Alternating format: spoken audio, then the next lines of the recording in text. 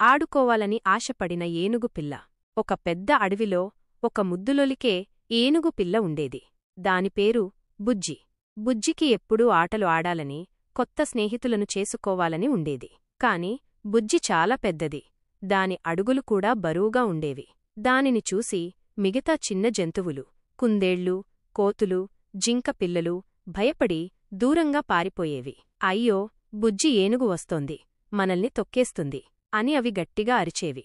బుజ్జికి చాలా బాధ కలిగేది. నేను ఎవరికీ హాని చేయను కదా, నాతో ఎందుకు ఎవరూ ఆడటంలేదు అని అది తనలో తాను అనుకునేది. ప్రతిరోజూ బుజ్జి ఏడుస్తూ తన తల్లి ఏనుగు దగ్గరకు వెళ్ళి, అమ్మా, నాతో ఎవరూ ఆడటంలేదు, నేనంటే అందరికీ భయం అని చెప్పేది. తల్లి ఏనుగు బుజ్జిని ఓదార్చేది. బుజ్జీ, నువ్వు చాలా పెద్దదానివి, బలమైనదానివి, అందుకే అవి భయపడుతున్నాయి. నీ శక్తిని మంచి పనులకు ఉపయోగిస్తే అప్పుడు అవి నీ స్నేహితులు అవుతాయి అని చెప్పేది. ఒకరోజు అడవిలో పెద్ద తుఫాను వచ్చింది. భారీ వర్షం, భయంకరమైన గాలులు వీచాయి. అడవిలోని నది పొంగిపొర్లింది. వరదనీరు వేగంగా ప్రవహిస్తూ ఒక చిన్న కోతిపిల్లని, ఒక లేడిపిల్లని కొట్టుకుపోతుండేది. అవి భయంతో గట్టిగా అరుస్తున్నాయి. కాపాడండి, కాపాడండి అని కేకలు వేశాయి. మిగతా జంతువులన్నీ ఒడ్డున నిలబడి చూస్తున్నాయి. ఎవరూ కూడా వరదలోకి దూకడానికి ధైర్యం చేయలేకపోయారు. ఆ సమయంలో బుజ్జి ఏనుగు ఆ దృశ్యాన్ని చూసింది.